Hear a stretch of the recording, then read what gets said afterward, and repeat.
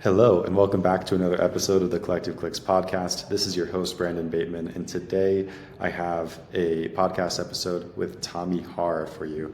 With Tommy, we talk about a couple things that I think are very relevant for the average person listening to this podcast. The first one is all about flipping and how you could potentially add that to your business. Tommy does a lot of flips every year. And the second one is how you can source deals organically through your social media presence, which is kind of the side of digital marketing that we don't do as a company. Tommy's been very successful with that, and I'm diving a little bit into what it's taken to get from where he started to where he is today. Tommy, how you doing today?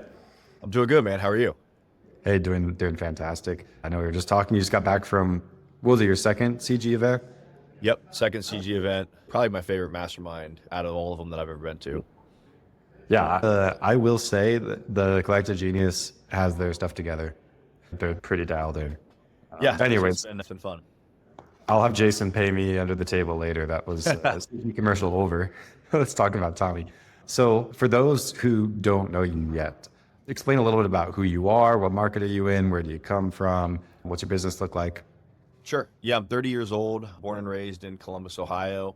Started right out of college. I became a home inspector with my dad. So learned how to become a home inspector, learned how to run a small business, grow a small business, and then started doing draw inspections for investors. So if you're flipping a house, getting a draw, I was doing all those. So I was seeing the money investors were making, and I was like, this is better than the $35,000 a year my dad's paying me being a home inspector. And I like the lifestyle, and it seems like they don't work as much, which I now know that's a lie, but at least in the beginning, that was what I thought. And now to this day, it's kind of split 50-50. We wholesale. We'll probably do 75 wholesale deals this year and 75 flips this year. So split down the middle. Most of our stuff is done direct to seller, off market lead gen, and on the other side, buying from wholesalers and all that stuff. So team of about 13 people here in Columbus, Ohio. Right on. Good for you, man. So you and I were talking a little bit before this, and I've got a few topics I kind of want to squeeze out of your brain that I think might be pretty relevant to our audience here. But I'm curious to dig a little bit more into that first. So help me understand, when you get a deal, why do you wholesale that deal? Why do you flip that deal?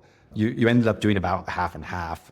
Is that normal? Is that what you expect to do? Is that what you hope to do? Is there a reason you do that? Is there a reason you're not 75% flips or 75% wholesales?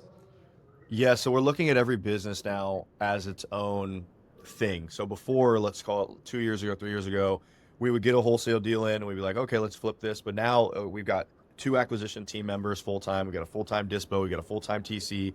This business doesn't make money unless we maximize our ROI and maximize our return on those deals. So everything that goes direct to seller, we're number one, a wholesaling company out of that, unless we think we can get more out of it flipping, let's call it 2 or 3x, but typically that doesn't happen.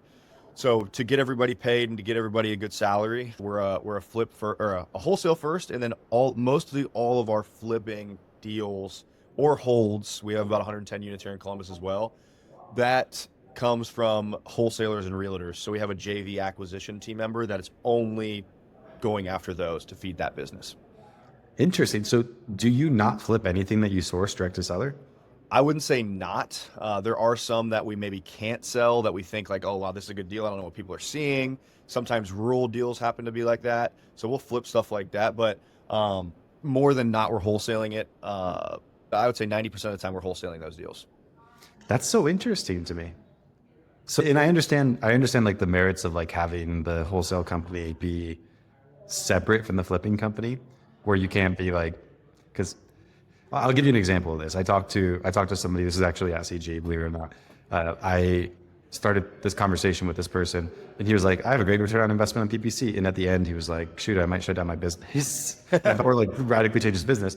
And because what was really happening is, like, when we dug into the numbers enough, was his PPC was generating deals, but because they weren't negotiating them right, they were actually buying them at a similar price that you could buy those deals from like other wholesalers or even like, cheaper on market stuff. Exactly. And then he was flipping it. So when he looked at it, he's like, I have this return on investment. But when you look at it, like, I have this entire staff and this direct to seller team and this marketing, just so I can buy properties at the exact same discount that I'd be able to get them through other means, didn't make sense for him, right? Versus some of our clients, like, what they do is they have their wholesale company and that wholesales to their flipping company or sometimes to someone else. So I get that that model. Why not do that? Why not have your wholesale company wholesale properties to your flipping company? Or does your flipping company just not like the properties that your wholesale company generates? A little bit of both there. I mean, in the beginning, so in 2021 to 22, around that time, we started buying a lot of our deals that we were wholesaling. And what we did is we didn't pay, so we were obviously paying a commission to our acquisition. So we're paying this, and then we're raising private money for the flip. And then we ended up keeping them as rentals. So we did the burn method, and we ended up keeping money sometimes on the refi. So we're starving the flipping company, and then we were also starving the money over here for the wholesaling company, which ended up, we look back like a year later, we're like, we have no money. What is going on? Where's it at? And we're like, we didn't do that. So we haven't really perfected what that looks like yet, just to be completely honest, on paying the company, just because we are wholesale first on that. And typically, I mean, anybody who listens to this that flips houses, you know that the projecteds are never actually what it happens to be. So you always make a little bit less typically than what you think. So I like wholesaling and making that money fast. Sure. Well, it's good to have both, you know. I will say our clients that like only flip tend to pause their marketing a lot more often. That makes 'Cause sense. I get believe in it. tight spots, right? Yeah. Versus wholesaling, you know, cash conversions a little Yeah. bit easier. So let's just say I mostly wholesale, Yep. and I come to you and I'm saying, Tommy, how do I make my business better? I heard if I flip, I can make more money, right? I think everybody knows you can. You also increase your brain damage and you also increase your risk, right? Yeah. What advice would you give to somebody like that who's maybe thinking about that? And yeah, what do you think? Would you just say keep on wholesaling? Like that's good. If you're flipping's like a totally different company, you shouldn't get into it. Or would you say increase the spreads? I would say be careful. You know, I think everybody goes in with the idea that it's better. Like you said, there's brain damage. There's a lot more people involved. If you don't know anything about construction, I'd maybe not do it. Like for me, flipping is great. We'll do it. We'll do like 1.5 in that business in 2024. But is it worth it sometimes? Maybe not. But I like the idea. My long-term goal is to hold rental properties and do the burn method. So without that middle business of the construction side, so being able to pump out, let's call it 20 deals at a time, shoot some out to flip, shoot some out to rentals, because my market is kind of the same product for both. So that Okay. is truly the reason, in my opinion, why you should do that. Whereas, I mean, if we didn't want to hold rentals, I would just probably shut it off and just wholesale, because Okay. it's just, I'm not gonna say easier, but there's so many less things to worry about, and so much less risk, obviously. Yeah, yeah, that makes sense. One thing that I also know you as being pretty good at, I mean, it's part of what you're doing right here, right now, is sourcing deals through your own personal brand, which is Yep. something that like, I think a lot of people have figured out in this industry. A lot of people haven't. How long ago did you start that journey? I've been posting intentionally on my Instagram every day for a little over 3 years now. So a video a day, every single day for 3 years. So it's been quite a while. Yeah, let's talk about this because I know a lot of people come to this podcast to learn about digital marketing. Digital marketing, truthfully, could mean a lot of things. And organic social and building a personal brand is one thing that we don't do as a company. It's a very much a relevant part of your marketing as a whole. And for a lot of people, it's hard to quantify like what the cost of it is, but I would say it seems to be able to generate significant deal flow. Absolutely. How many deals do you think you generated a deal per year based on your personal brand? I actually did a CG presentation on this 2 days ago. So I was actually looking at this. At least over 100 deals completed, whether that's like somewhat not really direct to seller, it's mostly business to business, so wholesaler or realtor. But if we have a better buyer on our dispo side, so it's generated quick, like double close cash, and then also flipping cash, and also amazing rental properties. There was a $915,000 projected profit just in the flips that we're doing right now, all contributed from social media. And that's just Wow. organic following. And I've never paid for an ad. For some reason, like I wholesale a bunch. We pay for all that stuff, like marketing. I'm afraid in a sense to market on that side and do paid ads and things like that. It's just the unknown type of situation. But yeah, I mean, it's incredibly important. Nothing's better than a free deal, you know? Infinite return on investment. Granted, it does take some time, right? Yes. If we're being realistic, how much time do you spend on this every week? I probably spend 10 hours a week on it. And that's not including like the education side. So we have an education brand that like we do deeper marketing to like opt-ins and things like that. So I don't really call it that, but Like for the thing I was talking about at CG was 5 hours a week. So 2-ish hours, 2 to 3 hours of writing the videos, and another 2 to 3 hours of shooting the videos. You can actually grow and build an organic social media following. But a lot of people just they don't think about the front end, the actual scripting and thinking it through. They just have people follow them around with the camera. And I did that for a year, so I can say with confidence that it's really hard to grow it that way because the stuff we do is not that cool. Yeah, that's funny. Do you have any like other like staff or anything like that helping you with this, or is it just you? I've got one videographer, content guy on staff, and that's the whole like social media side. And then for the education brand, we have a full-time marketing person that we just hired recently. But other than that, it's just me. My business partner is involved in all this stuff, but he doesn't even have a Facebook. So he just looks at we look at the metrics together.